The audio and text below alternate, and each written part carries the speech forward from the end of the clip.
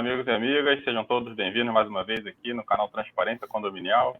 Vídeos semanais aqui sobre conteúdo sobre administração condominial e todas as questões aí tratando aí de condomínio. Vídeos curtos que a gente traz aqui alguns exemplos e algumas informações bem úteis para vocês. Eu sou Arnaldo Dias, sócio da Manager de Auditoria. Hoje eu estou aqui com o meu amigo Thiago Silva. Falei um pouquinho de você, já que está presente. Tudo bom, Arnaldo?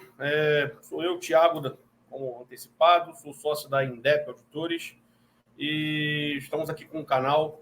Importante dizer aí para quem quiser se inscrever, ativar o sininho para receber as notificações. Vai sair um vídeo a cada semana, na segunda-feira, meio-dia. Então guarde esse horário aí para essas pequenas pílulas aí sobre o mundo condominial, tá? O assunto hoje que a gente vai falar vai ser sobre o fundo de reserva, que é muito importante. E eu vou deixar o professor Arnaldo iniciar essa fala aí. Tá bom, gente?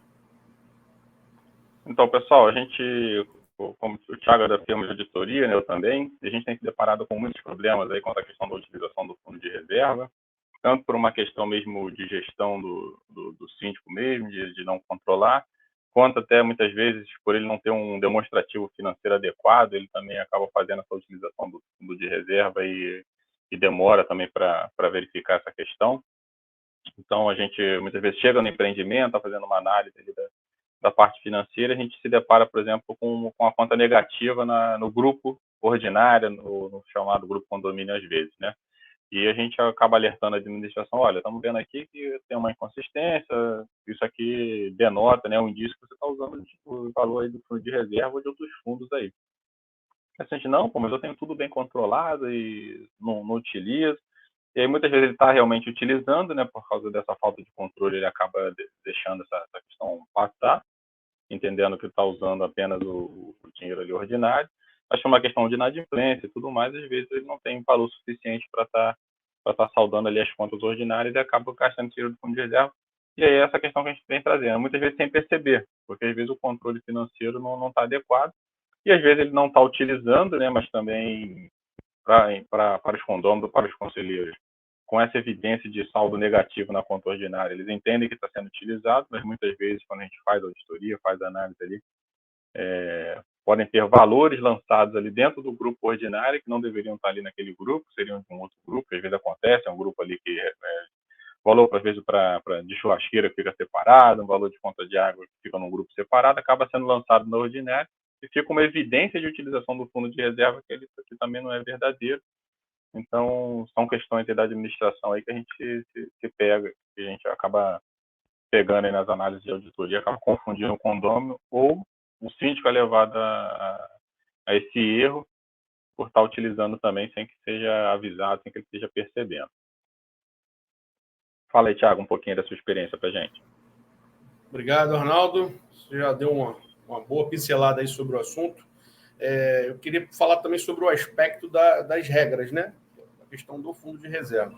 Infelizmente, isso não está especificado ainda no Código Civil, não tem nenhuma legislação específica para falar sobre o fundo de reserva, a exemplo de outros itens, como o seguro condominial, por exemplo, o conselho, tem algumas regras, e o condomínio tem que, inicialmente, analisar a convenção condominial, né, para identificar se existe algum tipo de regramento. O que a gente encontra por aí, muitas das vezes, é um regramento para a criação do fundo, mas não trazendo regras próprias para a utilização, né? E aí, quando a gente não encontra essas regras, a recomendação, né, que se tem é que, junto com o conselho ou na própria assembleia, e crie essas regras. Isso tem que virar um padrão. Então, por exemplo, a gente encontra, em alguns casos, para a utilização do fundo de reserva somente em casos de emergência e depois autorizado pelo conselho, né? Então, você tem dois mecanismos aí para frear essa utilização. E é muito importante fazer isso. Outra questão é onde vão ficar esses valores, né? Como o professor Arnaldo comentou, esses valores, quando estão em conta pool, né? Comentado nessas contas que ficam junto, em algumas regras indicam que esse valor tem que ficar em conta bancária própria, né? Em aplicação de baixo risco, né? Claro que não é para investir o dinheiro em criptomoedas e esses investimentos mirabolantes, não.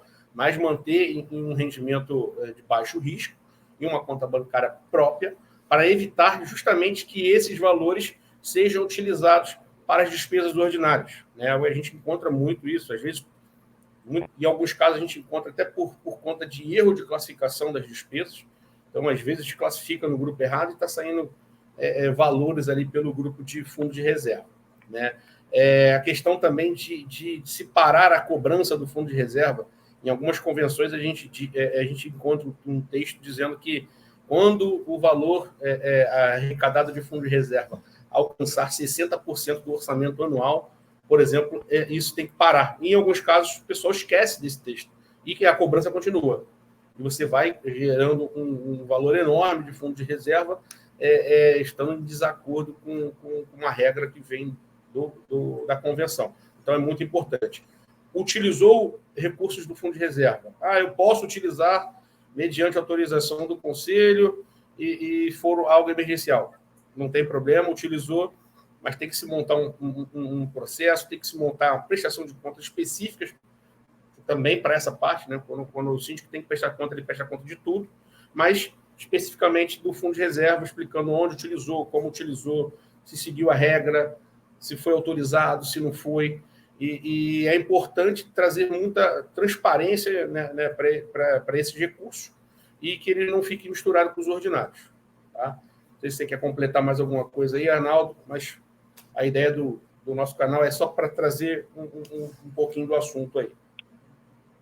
Você falou aí da questão da arrecadação, e aí eu me lembrei de um fato também que a gente tem pego bastante, que muitas convenções rezam que a formação do fundo de reserva não seria só aquela contribuição, aquela porcentagem em cima da ordinária, mas também que multas, juros e encargos seriam revertidos também para a formação do fundo de reserva.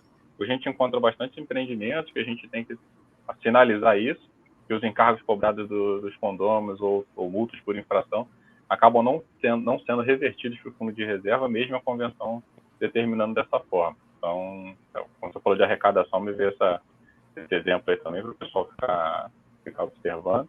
Como você bem colocou, né, a questão de usar o fundo de reserva, na verdade, é para isso mesmo, né, para usar para emergência. Então, o síndico pode se valer desse recurso para as emergências, mas deve realmente fazer uma prestação de contas separada para ele estar mostrando aí a utilidade de seguir as regras. Perfeito. Outra questão do fundo de reserva também que é importante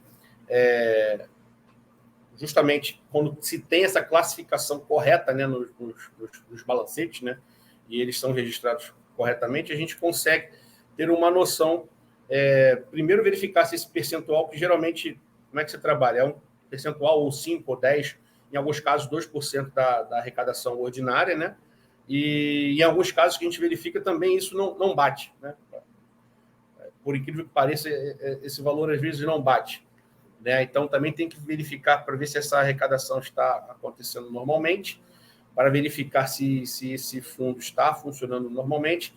E em alguns casos também a gente verifica muitos condomínios o tempo todo, o pessoal, porque não usa o fundo de reserva para jogar, abater da conta ordinária, né?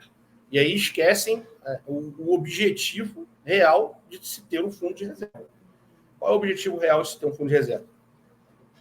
Uma emergência qualquer aconteça, um problema mais grave, um portão que caia, um incêndio, que até que tenha assim, uma liberação, né, do valor do seguro, que aí é assunto para um próximo vídeo, por exemplo, tem que ter recursos para arcar com despesas ali emergenciais e não simplesmente utilizar esse valor e colocar dentro da conta ordinária, porque às vezes o condômino ele se confunde por conta de você ter um saldo grande de fundo de reserva e ele está ali pagando a conta dele todo mês ali, ele fica meio confuso com isso. Então, é importante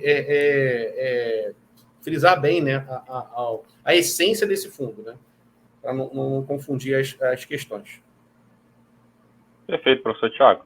A questão do fundo de reserva e outros fundos extraordinários tem bastante assunto para a gente falar, mas a gente vai cumprir aqui a finalidade do vídeo de a gente ter trago aqui questões pontuais para vocês. Tem outros fundos extraordinários que normalmente são criados em empreendimento, como fundo de obras, arrecadação de churrasqueiras, salão de festas. Como o professor Thiago colocou bem aí essa questão às vezes, utilizar o fundo de reserva para não reajustar a conta ordinária. Isso aí tem diversas implicações, mas para um próximo vídeo, né, professor? A gente fala especificamente disso. Então, pessoal, a gente deixa vocês aqui por hoje. Não esqueçam de compartilhar, se inscrever no canal, fazer os comentários, colocar temas aí, sugestões de temas aí para a gente trazer nos próximos vídeos, tá bom? Professor Thiago, faça sua despedida. Grande abraço a todos. Exatamente, professor Arnaldo. Não esqueçam, né, de curtir, de deixar o seu comentário, pedindo mais algum tema, pedindo para se aprofundar em algum item. E é isso aí, gente. Valeu!